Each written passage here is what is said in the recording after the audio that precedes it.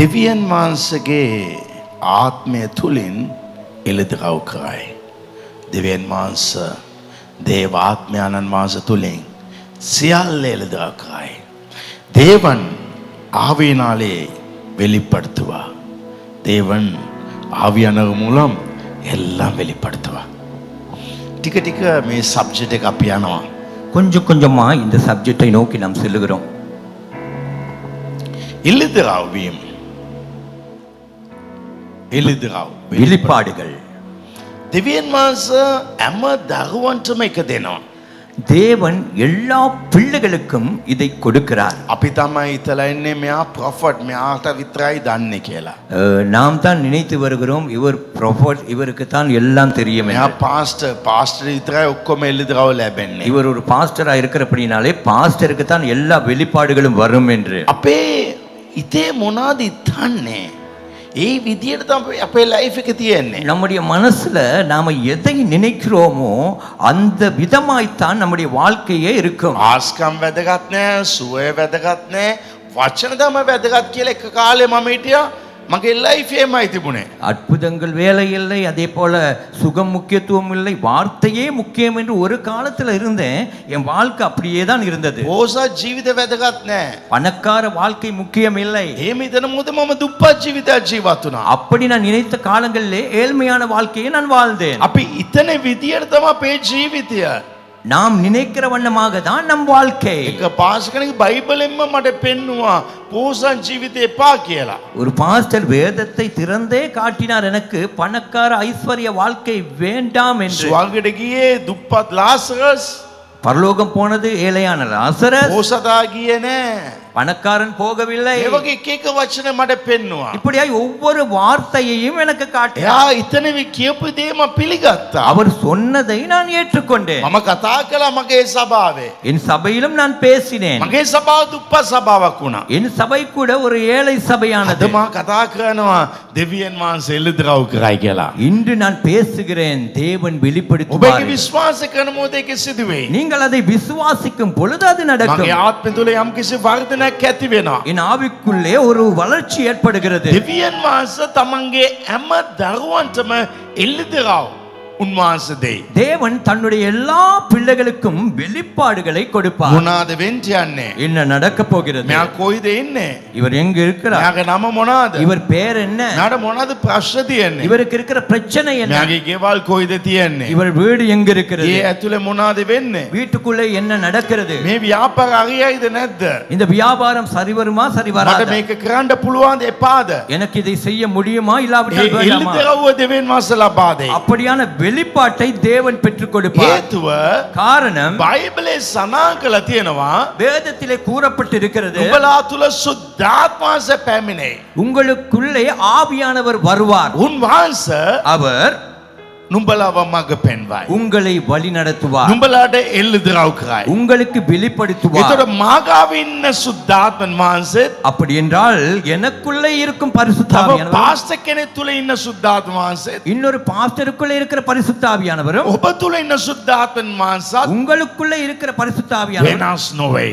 வேறல்ல. හැම කෙනා තුල එකම සුද්ධාත්ම වහන්සේ ඉන්නේ. எல்லோருக்குள்ளேயும் ஒரே பரிசுத்தாவியானவர் தான் ඔබ இருக்கிறார். හිතනවා නම් මේ මෙතුමා එළිදරව් කරයි කියලා. நீங்கள் நினைப்பீர்கள் என்றால் இவர் வெளிப்படுத்துவார் என்று. උන්වහන්සේ එළිදරව් කරයි. அவர் வெளிப்படுத்துவார். Hallelujah. ஹalleluya. අනාගත වරම ලබා ගන්නට, தீர்க்கதரிசன வரத்தை பெற்றுக்கொள்ளவும், සුවේ වරම ලබා ගන්නට, சுகத்தின் வரத்தை பெற்றுக்கொள்ளவும், නැත්නම් anointing වරම ලබා ගන්නට இல்லாவிட்டால் அபிஷேகத்தை கொடுக்கிற வரத்தை பெறவும் මේ ස්ටෙප්ස් මෙච්චරක් තියෙනවා. இப்படியான படிகள் உண்டு, இவ்வளவு ஸ்டெப் உண்டு இருக்கிறது. එහෙම කියලා නෑ. அப்படி என்றொன்று இல்லை. හැම දෙයකම බයිබලේ විශ්වාසය තමයි. எல்லாவற்றுக்கும் ஒரே காரணம் வேதத்தை අපි விசுவாசிக்க උන්වහන්සේව வேண்டும். අදාගන්න එක පමණයි. நாங்கள் அவரை விசுவாசிப்பது மாத்திரமே. උන්වහන්සේ මේක කරන්න පුළුවන් කියලා. அவரால் இதை செய்ய முடியும் என்று යේසුස් වහන්සේ ඇහුවා இயேசு கேட்டார், මට නුඹව සුව කරන්න පුළුවන් කියලා ඔයා විශ්වාස කරනවද? எனக்கு உன்னை சுகப்படுத்த முடியும் என்பதை நீ ඒ விசுவாசிக்கிறாயா? විශ්වාසය තමයි අපව සුව කරන්නේ. அந்த விசுவாசமே நம்மை சுகமாக்கும். අපි ගාවේ ඇදහිල්ල විශ්වාසය තිබෙන්න අවශ්‍යයි. நம்மிடத்திலே அந்த விசுவாச நம்பிக்கை இருக்க வேண்டும். දෙවියන් වහන්සේ කරන විශ්වාසය. தேவனை குறித்ததான விசுவாசம். එනිසා எனவே දෙවියන් මාස මට එළිදරව් කරයි. தேவன் எனக்கு මේ வெளிப்படுத்துவார். ඉඩම ගණ්ඩද මේ ඉඩම ගණ්ඩ එපාද. இந்த காணியை எடுக்கவா வேண்டாமா? ඒකන අපි විශ්වාසත් තබා ගන්න අවශ්‍යයි. அதை குறித்த ஒரு விசுவாசத்தை நாம் வைத்திருக்க දෙවියන් வேண்டும். වහන්සේ වෙත ඉල්ලුවත් උන්වහන්සේ එක කරයි. කියයි කියලා. தேவனிடத்திலே கேட்டால் அவர் அதை சொல்வார் என்று බයිබලේ 1 කොරින්ති 2:10 සඳහන් කරලා තියෙනවා. வேதத்திலே 1 கொரிந்தியர் 2:10 கூறப்படுகிறது. 1 කොරින්ති 2:10 තියෙනවා නුඹ දෙවියන් වහන්සේ සුවකිය ආත්මෙන් වහන්සේ කරුණ කොටගෙන අපට ඒ දේ එළිදරව් කළසේක. நமக்கோ தேவன் அவைகளை தமது ஆவியினாலே வெளிப்படுத்தினார். දෙවියන් වහන්සේගේ අදපද තියෙනවා ගැඹුරු දේවල් අපට එළිදරව් කරයි. தேவனுடைய இருதயத்தில் இருக்கிறதான ஆழமான காரியங்களை நமக்கு මේ வெளிப்படுத்துவார். වචන බලන නුඹ දෙවියන් වහන්සේ සුවකිය ආත්මෙන් වහන්සේ කරුණ කොටගෙන අපට இந்த வார்த்தை கவனிங்கள். நமக்கோ தேவனுடைய ஆவியானவரினாலே நமக்கோ අපට එනවා ඒක ඔබට මට උන්වහන්සේ එළිදරව් කරයි. அப்படி என்றால் அது உங்களுக்கும் எனக்கும் அவர் අද வெளிப்படுத்துவார். රාත්‍රී විශ්වාස කරන්න. இன்று இரவு விசுவாசியுங்கள். දේව ආත්මෙන් වහන්සේ සියල්ල එළිදරව් කරයි. தேவனுடைய ஆவியானவர் சகலதையும் ඒ வெளிப்படுத்துவார். ලෙවල් එකට අපි යන්න අවශ්‍යයි. அந்த லெவலுக்கு நாம் செல்ல வேண்டும். දෙවියන් වහන්සේගේ ආත්ම වහන්සේ සමහර අයට පමණක් නොවේ. தேவனுடைய ஆவியானவர் ஒரு சிலருக்கு மாத்திரமல்ல, උන්වහන්සේ මා සමගත් කතා කරයි කියලා ඔබ විශ්වාස කරන්න අවශ්‍යයි. ඒ විට උන්වහන්සේ කතා කරයි, උන්වහන්සේ එළිදරව් කරයි. அவர் என்னோடும் பேசுவார் என்பதை நீங்கள் விசுவாசிக்க வேண்டும். அப்பொழுது அவர் பேசுவார், வெளிப்படுத்துவார். ඉතින් මම ගිය සතියේ කියපු වගේ நான் கடந்த கிழமை சொன்னது போல දෙවියන් වහන්සේ අපට එළිදරව් කරයි කියන විශ්වාස අපට තියෙන්න අවශ්‍යයි. தேவன் நமக்கு வெளிப்படுத்துவார் என்று விசுவாசம் நமக்கு இருக்க வேண்டும். ඒක අපි ඒකේ පුහුණු වෙන්න අවශ්‍යයි. நாம் அதை பயிற்சிவித்துக் கொள்ள வேண்டும். ඒ වගේ දෙවියන් වහන්සේ අපට සමහර දේවල් පෙන්වයි. அதே போல தேவன் நமக்கு ஒரு சில காரியங்களை காட்டுவார். කෙනෙක් කෙන මොහොතේ යාට අපි ආරක්ෂා කරනවා. ஒருவர் வரும் பொழுது நாம் அவருக்கு ஜெபிக்கிறோம். ආරක්ෂා කරන මොහොතේ ஜெபிக்கும் பொழுது උන්වහන්සේ අපේ අදවත තමයි උන්වහන්සේ එළිදරව් කරන්නේ. அவர் நம்முடைய இருதயத்துக்கு தான் வெளிப்படுத்துவார். ශාස්ත්‍ර බලන අය சாஸ்திரம் பார்க்கிறவர்கள் මූණ බලලා ශාස්ත්‍ර කියනවා. முகத்தை பார்த்து சாஸ்திரம் சொல்வார்கள். එළිදරව් කියනවා අය வெளிப்பாடு சொல்லுகிறவர்கள் ඔවුන් ආත්මික තලයට ගිහිල්ලා ඔවුන්ගේ ආත්මයට ඇඟෙන දේ කතා කරයි. அவர்கள் ஆவிக்குரிய மண்டலத்துக்கு சென்று அவர்கள் ஆவிக்கு ஏவுவதை அவர்கள் பேசுவார்கள். එනිසා ඔබට කෙනෙක්ගේ මූණ බලන්න අවශ්‍ය වෙන්නේ නැහැ. எனவே இன்னொருவருடைய முகத்தை உங்களுக்கு பார்க்க ඔබගේ அவசியப்படாது. ආත්මෙන් හිතන මොහොතේ நீங்கள் ஆவியிலே நினைக்கும் பொழுது මේ කෙනාගේ නම මොනවාද? அந்த நபருடைய பேர் என்ன, එයාගේ මොනාගේ අකුරක් ඔබට පේන්නේ. அவருடைய ஒரு ஏதாவது ஒரு எழுத்தை உங்களுக்கு ඔබට வெளிப்படுத்துவார். ඒක පේන මොහොතේ அது உங்களுக்கு விளங்கும் பொழுது ඔබගේ අකුර මේකද කියලා අහන්නයි තියෙන්නේ. உங்கள் எழுத்து இதுதானோ என்று கேட்க ඒ විදිහ வேண்டியது. ඔව් කියලා කියයි. அந்த வேளையில் அவர் ஆம் என்பார். මම මේක උඟාක්ම මගේ ඔෆිස් එකට අඟාරු දෙන අයට මම මේක කරනවා. நான் இதை அதிகமா என்னை சந்திக்க செவ்வாய்க்கிழமை வருகிறவர்களுக்கு நான் இதை செய்கிறேன். කවුද ඇතුළට එන්න කලින් මෙයා ඇයි එන්නේ? யாராவது உள்ளே வர முன்பதாக இவர் ஏன் එයා வருகிறார், මොනවාද දෙන්නේ? இவர் எதுக்காக එයාට வரார், මොනවාද ප්‍රශ්න තියන්නේ? இவருக்கு இருக்கிற பிரச்சனை என்ன, මම එයාට මොනවාද කියන්න ඕනේ? நான் இவருக்கு என்னத்தை சொல்ல මම வேண்டும். එහෙම ආරක්ෂා කරනවා. நான் அப்படி ஜெபிப்பேன். ඒගොල්ලෝ ඇවිල්ලා වාඩි වුණාම அவர்கள் வந்து அமர்ந்ததும் මම උන්ට එක කතා කරන මොහොතේ நான் அவர்களோடு பேசும் பொழுது මේක කොහොමද ඔයාලට දන්නේ කියලා අහනවා. இது உங்களுக்கு எப்படி தெரிந்தது என்று அவர்கள் අලුතෙන් கேட்கிறார்கள். කට්ටිය ආවම මම ආරක්ෂා කරනවා. புதிதா என்று வந்தவர்களுக்காக நான் இன்று මම ஜெபிப்பேன். උන්ට කතා ආරක්ෂා කරන මොහොතේ நான் அவர்களுக்கு ஜெபிக்கும் பொழுது ඔවුන් ආන්නේ මේ කොහොමද දන්නේ කියලා. அவர்கள் கேட்பது இது உங்களுக்கு எப்படி ඉතින් தெரியும். මේ වගේ දේ මම දැන් කරන්න පටන් ගන්න තියෙන නිසා මම තනිතනේ දැන් කරන්නේ. இப்படியான காரியங்களை நான் செய்ய ஆரம்பித்திருக்கிறபடியினாலே நான் தனித்தனியாக இப்பொழுது செய்கிறேன். මේ දේ බයිබලේ තියෙනවා. இந்த காரியம் வேதத்தில் இருக்கிறது. යෝවාන් පළවෙනි පරිච්ඡය யோவான் 1 அதிகாரம் 48 සහ 48 47 48 வசனம். යේසුස් වහන්සේ ගෝලයන්ව තෝරගන්න මොහොතේ இயேசு கிறிஸ்து சீசர்களை தேர்ந்தெடுக்கும் பொழுது පිලිප් නතානියෙල්ව යේසුස් වහන්සේගාව ගේනවා. பிலிப் நத்தானியேலை இயேசுவினிடத்திலே அழைத்து வருகிறார். යේසුස් වහන්සේගාව එන මොහොතේ இயேசுவினிடத்திலே வரும் பொழுது යේසුස් නතානියෙල්ගේ නම කියනවා. இயேசு கிறிஸ்து நாத்தானியேலுடைய பெயரை சொல்லுகிறார். උන්වහන්සේට කවුත් කිව්වේ නෑ. அவருக்கு யாரும் சொல்லவில்லை. නතානියෙල් වා නතානියෙල් කියලා කියනවා. நத்தானியேல் நீ நத்தானியேல் என்று சொல்லுகிறார். ඒක පමණක් නොවේ. அது மாத்திரமல்ல, එයාගේ ගතිගුණ මොනවාද? அவருடைய குணாதிசயம் என்ன, එයා මොන වගේ කෙනෙක්ද? அவர் எப்படிப்பட்டவர், අනේකේ ආසනාන් කළා තියෙනවා. அதை அவர் சொல்லி இருக்கிறார். එයාගේ නම කියනවා. அவருடைய பெயரை சொல்லுகிறார். එයාගේ ගතිගුණ ගැන කියනවා. அவருடைய குணாதிசயங்களை මේක சொல்லுகிறார். මූණ බලලා නොවේ කියන්නේ. அதை முகத்தை பார்த்தல்ல சொல்வது. මේක ආත්මික තලයේ සමග සම්බන්ධන මොහොතේ அது ஆவிக்குரிய மண்டலத்தோடு இணையும் பொழுது එයා කවුද කියලා අපිට කියන්න පුළුවන්. இவர் யார் என்று நமக்கு சொல்லலாம். එනිසා බයිබලයේ තියෙනවා எனவே வேதத்திலே இருக்கிறது, අපි යේසුස් වහන්සේගේ දරුවන්, අපි දෙවිපියන් වහන්සේගේ දරුවන්, අපි යේසුස් වහන්සේ වගේ.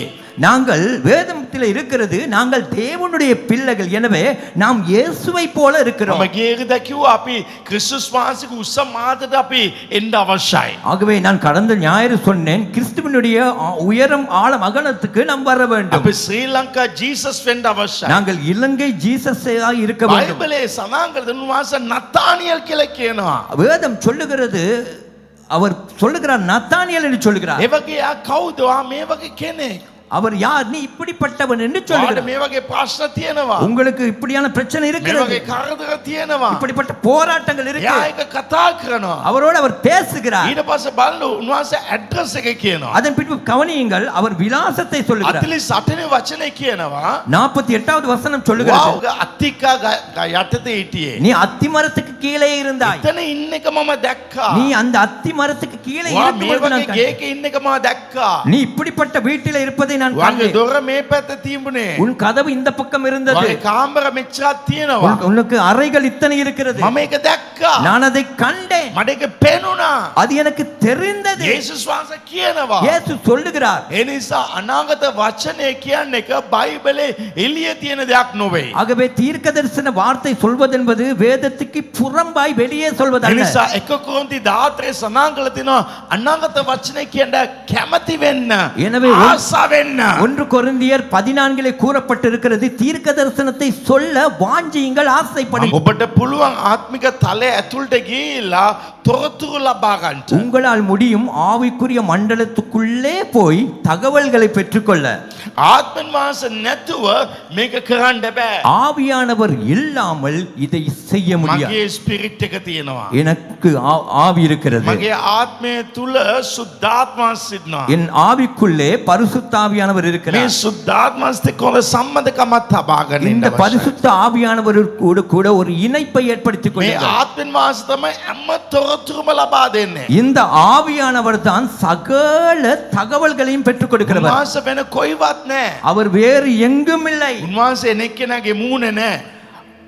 அவர் இன்னொருடைய முகத்திலே அல்ல இருப்பது, එනෙක්කෙනාගේ මූණ නොවේ ඉන්නේ. வாரவருடைய முகத்திலே அல்ல இருப்பது, ඔබගේ අදවතේ සිටිනවා. உங்கள் இருதயத்தில் இருக்கிறார். එනිසා ඔබට පුළුවන් උන්වහන්සේ සමග කතා කරන්න. எனவே உங்களால் முடியும் அவரோடு பேச. පළවෙනි එක முதலாவது මේකට අවශ්‍යයි இதற்கு ඔබගේ ආත්මයත් සුද්ධාත්මන් වහන්සේත් එකට සිටින්න අවශ්‍යයි. இதற்கு தேவைப்படுவது உங்களுடைய ஆவியும் பரிசுத்த ஆவியானவரும் ஒன்றாய் இணைந்திருப்பது. ඔබට තේරෙන්න ඕන ඔබ ස්පිරිචුවල් ලයිෆ් එකක් ඉන්නේ කියලා. உங்களுக்கே நீங்கள் புரிய வேண்டும், நீங்கள் இருப்பது ஒரு ஆவிக்குரிய வாழ்க்கையிலே நிற்கிறீர்கள். උන්වහන්සේත් එක්ක හොඳ සම්බන්ධකමක් අවශ්‍යයි. அவரோடு ஒரு நல்ல இணைப்பு தேவை. උන්වහන්සේත් එක්ක සම්බන්ධ ජීවිතයක් ඔබට තිබෙන්න අවශ්‍යයි. அவரோடு நல்ல ஒரு இணைந்த வாழ்க்கை உங்களுக்கு இருக்க මම வேண்டும். කියවනේ පැය 10ක් යාක්ෂා කරන්න කියලා. நான் சொல்லவில்லை 10 மணித்தியாலங்கள் ஜெபியுங்கள் என்று. ඔබගේ අදවතට ඇඟෙන්න ඕනේ ඔබ උන්වහන්සේට ලං වෙලා ඉන්නේ කියලා. உங்கள் இருதயத்துக்கே விளங்க வேண்டும், நீங்கள் அவரோடு கிட்டி சேர்ந்திருக்கிறீர்கள் என்று. සමහරයට සිකුරාදා නැත්නම් ඉරිදෑන් පස්සේ ඊළඟ සතිය තමයි ආත්මන් වහන්සේව මතක් වෙන්නේ. ஒரு சிலருக்கு வெள்ளிக்கிழமை ஞாயிற்றுக்கிழமைக்கு பின்புதான் அடுத்த கிழமை தான் திரும்ப ஆவியானவரை ஞாபகம் வரும். නමුත් නිතර නිතර උන්වහන්සේත් එක්ක සම්බන්ධකමක් අවශ්‍යයි. எந்த நேரமும் அடிக்கடி அவரோடு ஒரு இணைப்பு උන්වහන්සේත් தேவை. එක්ක කතා කරන්න අවශ්‍යයි. அவரோடு பேச வேண்டும், උන්වහන්සේත් එක්ක එකට ජීවත් වෙන්න අවශ්‍යයි. அவரோடு ஒன்றாய் வாழ ඒ வேண்டும். ආත්මික තලයට යන්න යන්න அந்த ஆவிக்குரிய மண்டலத்துக்கு போக போக ඔබ වැරදි පව් අත්තරෙන්න ඕනේ நீங்கள் தவறுகள் பாவங்களை நீங்கள் விட தேவையில்லை. ඔබ තලයට යන්න යන්න நீங்கள் மண்டலத்துக்கு செல்ல செல்ல ඔබගේ ජීවිතේන පාපේ ඉබෙන්ම නැති වෙනවා. உங்கள் வாழ்க்கையில் இருக்கிற பாவமானது தானாகவே நீங்கிவிடும். ගින්දරට දාන්න දාන්න ඒ හැම කුණුම නැති වෙලා යනවා. அக்கினிக்கு போட போட சகல குப்பைகளும் நீங்கிவிடும். සමහර අය කියනවා ஒரு சிலர் சொல்வார்கள், වගේ පාපේ අත්තර තමයි දෙවියන් වහන්සේ ඔබ තුල ඉන්නේ කියලා. உங்க பாவத்தை நீங்க விட்டால் தான் தேவன் உங்களுக்குள்ளே வருவார் என்று. කවදාත් ඔබගේ පාපේ ඔබගේ ශක්තියෙන් අත්තරන්න බෑ. ஒரு நாள் உங்கள் பாவத்தை உங்கள் பலத்தினாலே விட முடியாது. වහන්සේ ඔබ තුල ආවම அவர் உங்களுக்குள்ளே வந்ததும் හැම දෙයක්ම වෙනස් වෙයි. எல்லாமே மாறும். ආමේන්. ආමේන්. ඔබ උන්වහන්සේව වර්ධනය වෙන්න நீங்கள் அவருக்குள்ளாய் வளர்ச்சி பெற තව ආත්මික තලයට ඔබට යන්න පුළුවන්. உங்களால் முடியும் ஆவிக்குரிய மண்டலத்துக்கு செல்ல. ආමේන්. ஆமென். එනිසා හොඳ සම්මතකමක් තබා ගන්න. எனவே நல்ல ஒரு இணைப்பை ஏற்படுத்திக் கொள்ளுங்கள். දෙක இரண்டாவது, ඔබගේ ආත්මයට ඔබගේ මනසට ඒකැංගේ. உங்கள் ஆவிக்கு உங்கள் மனதுக்கு அது தெரியும், உணரப்படும். ඔබට යමක් අවශ්‍ය නම් உங்களுக்கு ஒன்று தேவை என்றால் අවශ්‍ය දේ தேவையானது ඔබ ප්‍රශ්න කරන්න අවශ්‍යයි. நீங்கள் கேள்வி கேள்வி கேட்க வேண்டும். මගේ ඉස්සරහ කෙනෙක් ආවම எனக்கு முன்பதாக ஒருவர் வந்ததும், ආත්මයන් වහන්සේ ஆவியானவரே, ඇයි මෙයාව මෙතන ගෙනාවේ? ஏன் இவரை இந்த இடத்துக்கு கொண்டு வர, ඇයි මගේ ඉස්සරහම ඉන්නේ? ஏன் இவர் எனக்கு முன்பதாக මෙයාට இருக்கிறார்? මොනවද ප්‍රශ්න තියෙන්නේ? இவருக்கு என்ன பிரச்சனை இருக்கிறது? අපි ප්‍රශ්න බලන්න අවශ්‍යයි. நாங்கள் கேள்விகள் கேட்க வேண்டும். අපි ආන මොහොතේ நாம் கேட்கும் பொழுது උන්වහන්සේකට උත්තර දෙයි. அதுக்கேற்ற பதிலை அவர் கொடுப்பார். සුද්ධාත්ම වහන්සේ හැම දෙයක්ම ඔබගේ මනසට එළිදරව් කරයි. பரிசுத்த ஆவியானவர் எல்லாவற்றையும் உங்கள் மனதுக்கு வெளிப்படுத்துவார். ඔබගේ ආත්මය උන්වහන්සේගේ ආත්මය සමග සම්බන්ධ නම් உங்களுடைய ஆவி அவருடைய ஆவியோடு இணைந்திருக்குமாயின் ඒ මොහොතේ அந்த நேரத்திலே උන්වහන්සේ ඔබගේ ආත්මට ඇඟෙන්න තබයි.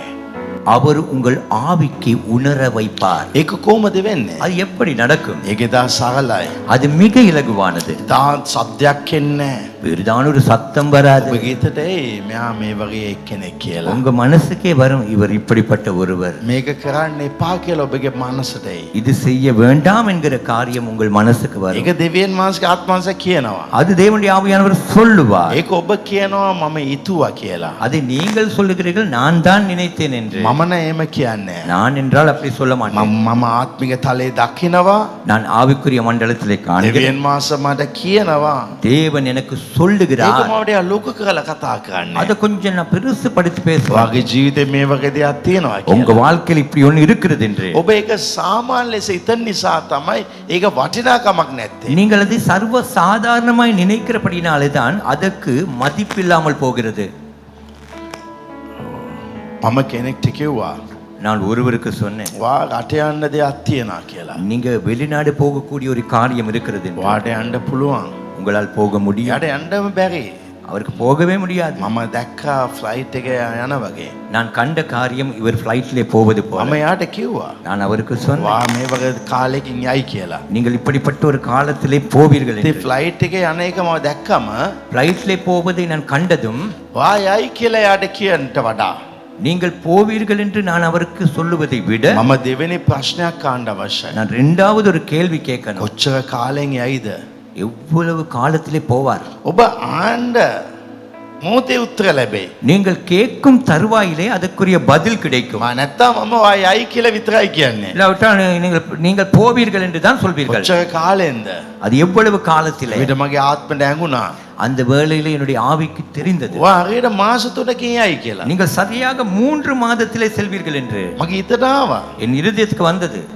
මම කිව්වා දෙවියන් වහන්සේගේ ආත්මික තලයේ මා දකිනවා මාස 3ක් වෙන්න කලින් ඔයා යයි කියලා. நான் சொன்னேன், தேவனுடைய ஆவிக்குரிய மண்டலத்திலிருந்து நான் காண்கிறேன் 3 மாதம் செல்ல முன்பதாக நீங்கள் செல்வீர்கள் என்று. දැන් ඒ දෙක විතරයි මම කිව්වේ. இப்பொழுது அந்த 2ஐ மாத்திரம் தான் நான் වා சொன்னேன். රට යයි நீங்கள் வெளிநாடு செல்வீர்கள், මාස 3ක් ඇතුලේ යයි කියලා. 3 மாதத்துக்குள்ளே செல்வீர்கள். හැබැයි තුන්වෙනි ප්‍රශ්න මම අහුවත් ஆனால் 3வது கேள்வியையும் நான் கேட்டிருந்தால், කොයි රටට යයි කියලා எந்த நாட்டுக்கு செல்வார் என்று ඔබට යම් කිසි රටේ ෆ්ලෑග් එකක් ඔබට පෙනෙයි. ஏதாவது ஒரு நாட்டின் கொடி உங்களுக்கு தெரிந்திருக்கும். ඔබ ඒක අප්ග්‍රේඩ් කරගෙන යනවා. நீங்கள் அதை அப்கிரேட் பண்ணி கொண்டு போவீர்கள். මේ ஆமென். கேட்டேன். හැබැයි අතරනි ප්‍රශ්න මම ඇහුවත්. ஆனா நான்காவது கேள்வியை நான் கேட்டிருந்தால், ඒ රටේ ගිහලා යා මොනවද කරන්න යන්නේ? அந்த நாட்டுக்கு போய் அவர் என்னத்தை செய்ய போகிறார்? උන්වහන්සේ එළිදරව් කරයි. அவர் வெளிப்படுத்துவார். ඔයා ඇති කියලා හිතුවත් நீங்கள் போதும் என்று நினைத்தால் එච්චර ඔබට පේන්නේ. அவ்வளவுதான் உங்களுக்கு தெரியும். ඔබ ඉතන්න හැම දෙයක්ම ආත්මස කියලා දෙනවා කියලා. நீங்களே நினையுங்கள், எல்லாமே ஆவியானவர் சொல்லிக் கொடுப்பார் என்று. අප ගාව සාමාන්‍ය කෙනෙක් නොවේ ඉන්නේ. நம்மிடத்தில் இருப்பது சாதாரணமானவர் அல்ல. මෙතන විශේෂ කෙනෙක් ඉන්නවා. இந்த இடத்துல விசேஷித்த ஒருவர் මගේ இருக்கிறார். අම්මට වඩා තාත්තට වඩා වැදගත් එක්කෙනෙක් මා ගාව ඉන්නවා. என் தாய் தகப்பனை விட முக்கியத்துவமாய் இருக்கிற ஒருவர் இருக்கிறார். ඔබ තුල විශේෂ කෙනෙක් ඉන්නවා. உங்களுக்குள்ள விசேஷ ஒருவர் இருக்கிறார்.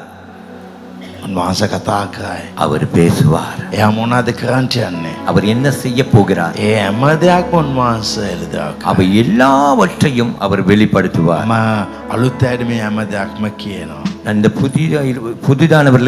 புதியவர்களுக்கு இதெல்லாம் சொல்லுவேன். අපි ප්‍රශ්න කරන්න අවශ්‍යයි. நாம் கேள்வி கேட்க வேண்டும். බයිබලයේ එරේමියා 1:11 සඳහන් කරලා තියෙනවා. வேதத்தில் எரேமியா 1:11 கூறப்படுகிறது. හැබැයි මේ වරම ක්‍රියා කරන්න අවශ්‍ය නම් උගක් කාලෙ දෙන්න අවශ්‍යයි. ஆனாலும் இந்த வரம் கிரிகை செய்ய வேண்டும் என்றால் நிறைய நேரங்களின் காலங்களின் තවද ස්වාමින් වහන්සේගේ වචනේ මා වෙතට පැමිණ එරේමියා නුඹට පෙනෙන්නේ කුමක්දයි ඇසීය. பின்னும் கர்த்தருடைய வார்த்தை எனக்கு உண்டாகி அவர் எரேமியாவே நீ என்னத்தை காண்கிறாய் என்று கேட்டார். මමද කොට්ටම්බා අත්තක් මට පෙනෙන්නේ කීමි. வாதுமை மரத்தின் கிளையை காண்கிறேன் என்றேன். මට මොනවද පේන්නේ? உங்களுக்கு என்னத்தை தெரிகிறது காண்கிறீர்கள்? ඔයගලන්ට පෙනේ. உங்களுக்கு காணப்படும். මම කෙනෙක්ට යාක්ෂා කරන මොහොතේ நான் ஒருவருக்கு ஜெபிக்கும் பொழுது නිකන් මේ මින්න එකයි. சும்மா இப்படி இருக்க கூடாது. නිකන් අපිට පේන්නේ. சும்மா நமக்கு தெரியாது මොනවද පේන්නේ? என்ன விளங்குகிறது. ඒ නිසා ඔබ බලන්න අවශ්‍යයි. எனவே நீங்கள் பார்க்க ඔබ வேண்டும். සර්ච් කරන්න අවශ්‍යයි. நீங்கள் அதை அவதானிக்க வேண்டும். ඔබ ඔය මොනවද පේන්නේ? මොනවද පේන්නේ? මොනවද පේන්නේ? මට මොනවද පේනවද? මොනවද පේනවද? පේනවද මොනවද? නයිද අද පාකන ඔබ බලන්න අවශ්‍යයි. நீங்க பார்க்க வேணும். ආත්මනාස ඔබට මොනවද පෙන්වන්නේ කියලා ඔබ බලන්න ඕනේ. ஆவியானவர் உங்களுக்கு என்னத்தை காட்டுகிறார் என்பதை நீங்கள் பார்க்க வேண்டும். මම ඔළුවේ අත තියපු ගාම நான் தலையில கைய வைத்ததும் දෙවියන්වහන්සේ කනේ ඇවිල්ලා මෙයාට මේ කියපන් කියලා කියන්නේ. தேவன் காதுகிட்ட வந்து இது இருக்கு இதை சொல்லுன்னு சொல்ல மாட்டார். ඔබට මොනවද පේන්නේ? உங்களுக்கு என்ன காணப்படுகிறது? තව බලවන්ත වචනයක් පෙන්න කියන්න. இன்னும் ஒரு வல்லமையான வார்த்தையை நான் சொல்லுகிறேன். දැන් එයාගේ ඇව්වා මොනවද පේන්නේ කියලා. இப்பொழுது அவரிடத்தில் கேட்டால் நீ என்னத்தை காண்கிறாய் என்று. දැන් ක්‍රියා 11 அப்போஸ்தலர் 11ஆம் அதிகாரத்தில் පේත්‍රස් දැක්කා. பேதுரு கண்டான். ඒ දෙස මාගේ ඇස් යොමා කල්පනා කළ විට அதிலே நான் உற்று பார்த்து கவனித்த போது ඒ දෙස මගේ ඇස් යොමු කරලා බැලුවා. அதற்கு நான் உற்று பார்த்து கவனித்தேன். යොමා බැලුවා. உற்று பார்த்தேன். නිකම් පේන්නේ. சும்மா தெரியாது. ඔබ අලුත් නිසාඩයක් යොමා බලන්න අවශ්‍යයි. நீங்கள் புதிதானவர்கள் என்ற படி கொஞ்சம் உற்று பார்க்க வேண்டும். මොනවද පේන්නේ? என்ன தெரிகிறது? අකුරක් පේනවද? ஒரு எழுத்து தெரிகிறதா? මොනවාරි පේනවද? ஏதாவது தெரிகிறதா? මොනවද පේන්නේ? என்ன தெரிகிறது? මේක ඔබගේ මනස අයින් කළා දාන්න. இது உங்கள் மனசுல இருந்து எடுத்து போடுங்க. ඔබගේ ස්පිරිට් එකට තේරෙන්න ඕනේ. உங்கள் ஆவிக்கு அது தெரிய வேண்டும். ස්පිරිට් එකට තේරෙන්න ඕනේ. ஆவிக்கு தெரிய வேண்டும். දකින්න දේ කියන්න බය වෙන්න එපා. கண்டவையை சொல்ல பயப்பட வேண்டாம். ඒක යොමු කරලා යොමා බැලුවා. அதை உற்று பார்த்தான். ඒක උඟා කවදානය කළ බැලුවා. அதை ரொம்ப கவனித்து அவதானமாய் பார்த்தான். මම අපොයින්ට්මන්ට් එකට එන කට්ටියට நான் அப்பாயின்மெண்ட்டுக்கு வருபவர்களுக்கு මම ටිකක් කාලෙ දෙනවා. நான் கொஞ்சம் நேரம் මම கொடுப்பேன். ගෙදර ඉඳලම කල්පනා කරනවා. நான் வீட்டிலே இருந்தே யோசிப்பேன். යාට මොනවද කියන්නේ? இவருக்கு என்ன சொல்லுவது? මේ කෙනාවත් මම මොනවද කතා කරන්නේ? இந்த நபர் வந்தால் நான் என்னத்தை பேச வேண்டும்? එහෙම මම ඒක ඔයනා මොනාරි පේනවද කියලා. அப்படி நான் தேடி பார்ப்பேன், அலசி பார்ப்பேன், ஏதாவது தெரிகிறதா? මට සමහර දව කලින් මට අකුරු නිකන් බොද වෙලා තමයි පේන්නේ. சில நாட்களிலே ආරම්භ நாட்களிலே எழுத்துக்கள் மங்கிய மாதிரி தான் விளங்கியது. මම මගේ ඇඳේ අපේ ළමයි දැකලා ඇති සමහරවිට මම A4 එකේ A to Z මම ලොකු අකුරු print කරලා තියාගත්තා. ஆக என் பிள்ளைகள் கண்டிருக்கலாம், நான் என்னுடைய கட்டில் பக்கத்திலே A to Z வரைக்கும் பெரிய எழுத்துக்களால் நான் பிரிண்ட் பண்ணி வச்சிருந்தேன். ඒක කොලයක් තියෙනවා. ඒකම හැමතිස්සෙම බලනවා. ஒரு தாள் இருக்கிறது, அதையே நான் கவனிப்பேன், பார்த்து. එකේ ඉඳලා 9 බිඳු වෙනකම් මම බලනවා. ஒன்றிலிருந்து சைவர் வரைக்கும் நான் பார்ப்பேன். ඒක ඇතුළේ තමයි ඔක්කොම rotate වෙන්නේ. அதுக்குள்ளே தான் எல்லாமே ரொட்டேட் ஆகும். අපේ දැනුම අවශ්‍යයි. நமக்குரிய அறிவு தேவை. මම ඒ වගේ අකුරු මම බලලා මගේ ඇස් වැව්වමත් මට A පේන්න ඕනේ, B පේන්න ඕනේ, Z පේන්න ඕනේ, Y පේන්න ඕනේ කියලා මම ඉන්නවා. அப்படிப்பட்ட எழுத்துக்களை பார்த்து பார்த்து நான் கண் மூடினாலும் கூட ஏ விளங்க வேணும், Z விளங்க வேணும், எழுத்துக்கள் விளங்க வேணும் பார்ப்பேன். මොනවද කියන්න ඕනේ? நாம் இவருக்கு என்ன சொல்ல வேண்டும்? මේ කාර් එක ගන්නද එපාද? இந்த காரை எடுக்கவா வேண்டாமா? බලාගෙන ඉන්න මොහොතේ பார்த்து கொண்டிருக்கும் பொழுது හොඳට යොමු කරලා බලන මොහොතේ நன்றாய் உற்று பார்க்கும் මොනවාගේ பொழுது සිග්නල් එකක් එයි. ஏதாவது ஒரு சிக்னல் வரும். ඒක රතු ලයිට් එකක් එයි. ஒன்று சிகப்பு லைட் வரும், නැත්නම් කතරයක් වගේ එයි. இல்லாவிட்டால் இப்படி கத்திர ஒன்று வரும். මොනවාද එන්නේ කියලා මම බලාගෙනවා. என்ன வருகிறது என்பதை நான் பார்ப்பேன். මම හොඳට යොමු කරලා බලනවා. நான் அதை கவனித்து உற்று பார்ப்பேன். කවුද මේක කළේ? யார் இதை செய்தது?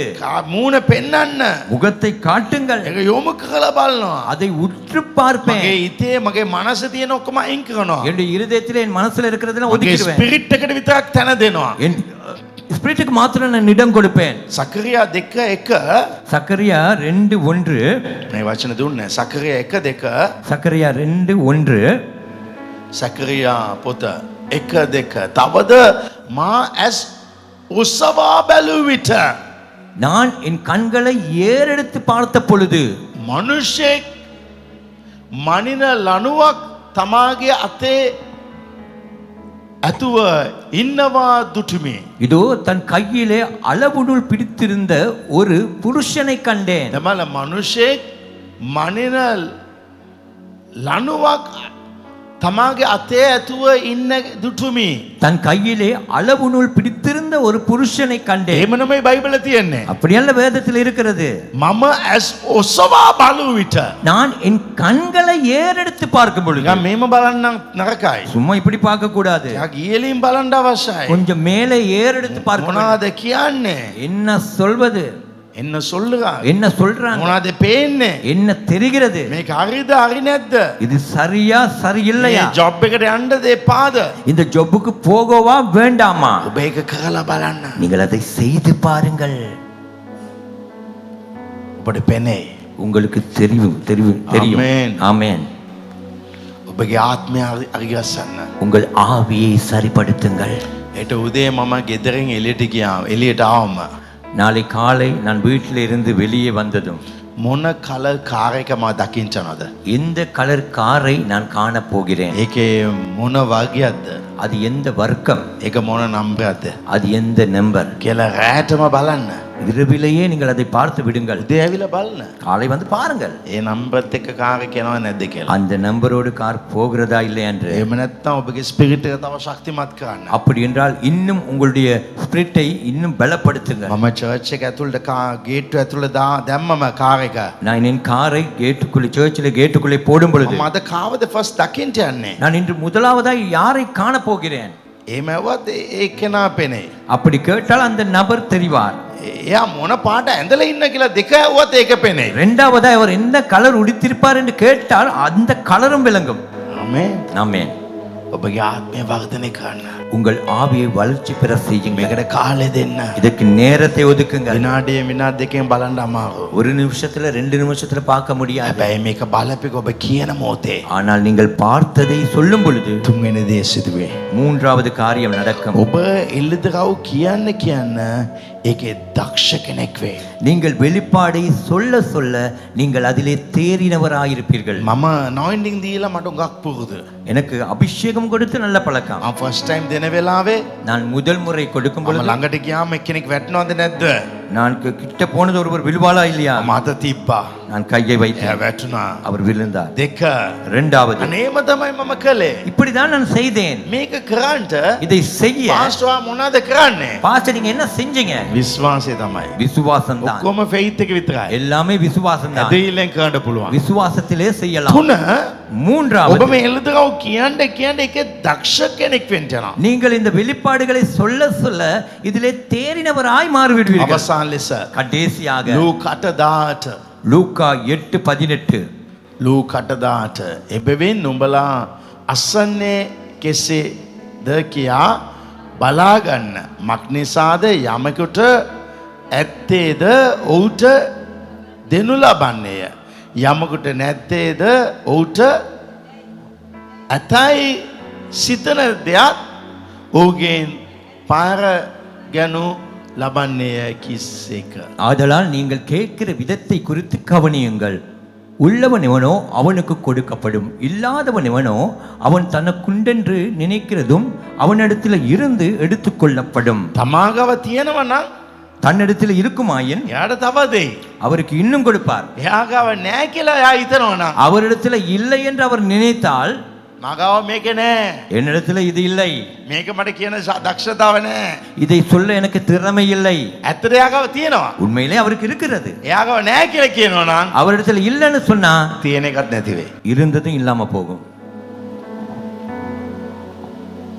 පැහැදිලි? உங்களுக்கு இது தெளிவா? ඔගලංගව තියෙනවා. உங்களிடத்தில் இருக்கிறது. දැන් මේ වචන දැන් ආපහු බලන්න. ඒකට පැහැදිලි වෙයි. திரும்ப இந்த வசனத்தை கவனிங்க, பொழுது உங்களுக்கு புரியும். මක්නිසාද යමෙකුට ඇත්තේද ඌට දෙනු ලැබන්නේය. යමෙකුට නැත්තේද ඌට ඇතයි සිතන දේත් ඔහුගේ පාර. ඔහුගේ නැති වෙයි. உள்ளவன் எவனோ அவனுக்கு கொடுக்கப்படும், இல்லாதவன் எவனோ அவன் தனக்கு உண்டென்று நினைக்கிறதும் அவனிடத்தில் இருந்து எடுத்துக்கொள்ளப்படும். ආමේන්. ஆமென். මේක දෙවියන් වහන්සේගේ සේවයට විතරක් නෙවෙයි. இது தேவனுடைய ஊழியத்துக்கு மாத்திரம், ඔබගේ හැමදාම ජීවිතේට වැදගත්. உங்கள் அன்றாட வாழ்க்கைக்கு முக்கியம். අපි උගාක් වෙලාවට අපේ සල්ලි මිනිස්සුන්ට දීලා රැවටුනත් මේ නිසා තමයි. அநேக நேரங்களிலே பணங்களை மனிதர்களுக்கு கொடுத்து ஏமாற்றினதும் இந்த காரியத்தினால். ඇයි?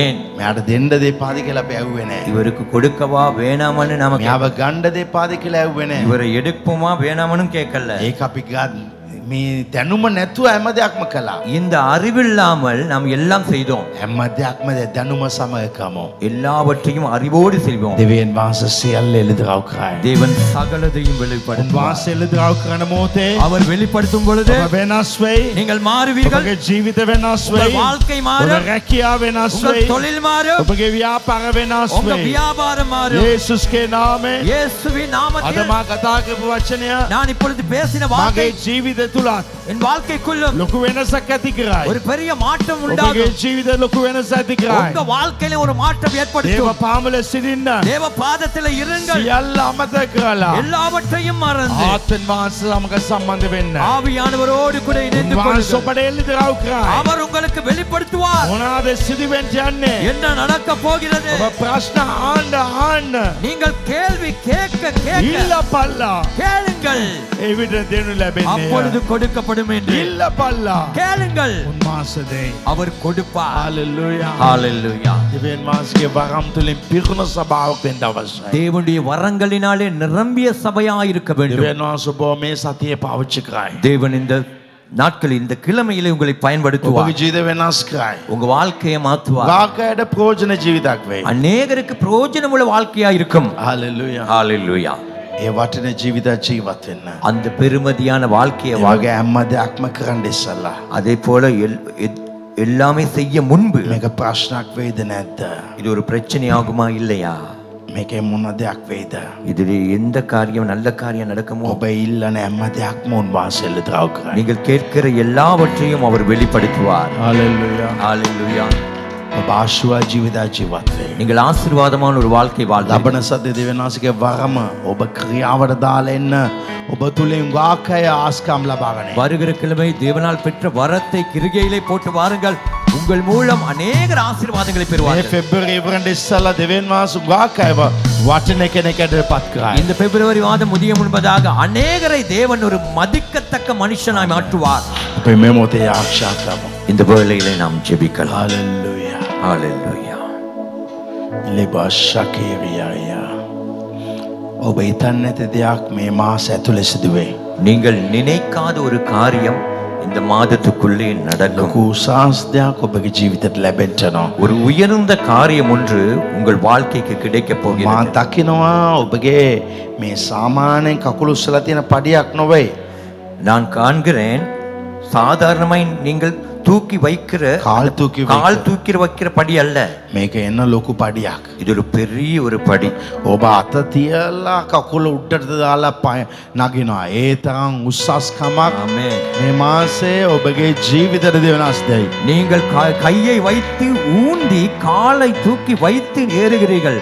அந்த அளவுக்கான ஒரு உயர்ந்த வாழ்க்கையை தேவன் உங்களுக்கு මේ கொடுப்பார். මාසේදී ඔබ ලබා ගන්නේ. இந்த மாதத்திலே நீங்கள் அந்த காரியத்தை பெற்றுக்கொள்வீர்கள். යේසුස්ගේ නාමයෙන් ඒක ඔබට ලැබෙයි. இயேசுவின் நாமத்தினாலே அது உங்களுக்கு கிடைக்கும். යේසුස්ගේ නාම ඔබට ලැබෙයි. இயேசுவின் நாமத்தினாலே உங்களுக்கு கிடைக்கும். විශ්වාස කරන්න. நீங்கள் அதை விசுவாசியுங்கள். කාට හරි කියන්න. யாருக்காவது මේ சொல்லுங்க, මාසේ මේ වගේ දෙයක් වෙයි කියලා. அவர் இப்படியானது ஒன்றை செய்வார் என்று. දෙවියන්වහන්සේ මට මේම කරයි කියලා කියන්න. தேவன் எனக்கு இப்படி செய்வார் என்று சொல்லுங்கள். යේසුස්ගේ නාමයෙන්. இயேசுவின் நாமத்தில். මෙතන කෙනෙක් ඇවිල්ලා ඉන්නවා. இந்த இடத்துல ஒருத்தர் ඔබ வந்திருக்கிறீங்க. බලාපොරොත්තු වෙන දේ තාම ඉෂ්ට වුන්නේ නැහැ. நீங்க எதிர்பார்த்தது இன்னும் உங்களுக்கு நடக்கல. බලාපොරොත්තු වෙන විදියට තාම ඒ දේ ඉෂ්ට වුන්නේ නැහැ. நீங்கள் எதிர்பார்த்த வண்ணமாய் அது நடக்கல. හැබැයි දෙවියන් වහන්සේ ඔබ බලාපොරොත්තු නුන විදියට ඒක ඉෂ්ට කරයි. ஆனால் தேவனோ நீங்கள் எதிர்பார்த்திராத விதத்திலே அதை நிறைவேற்றுவார். රබ ශකරා දාලා රියන්දේ. ලිබෝ ශකේ රියන්දේ කාලාවේ. අපේ දෑත සුවදේ වාශය ලබාගම නම් කරංගලු ඇති දේවන්ට ආශ්‍රද පිටිකොළොම්. අපේ පියව් දෙවියන්වහන්සේගේ ප්‍රේමය. පුත්‍ර යේසුස් වහන්සේ කරුණාව. සුදාත්මන් වහන්සේගේ සහභාගීකම දේව ආශිර්වාදය. ඔබ සෑම දෙනා සමග අද සදාකල්ට ඔබ සමග පැවතේවා. நம்முடைய கர்த்தராகிய இயேசு கிறிஸ்துவின் கிருபை, பிதாவின் அன்பு, பரிசுத்தாவியின் அந்யோன்யம் உங்கள் அனைவரோடும் இன்றும் என்றும் எப்பொழுதும் உங்கள் அனைவரோடும் இருப்பதாக சபை சத்தமாய் ஆமென்.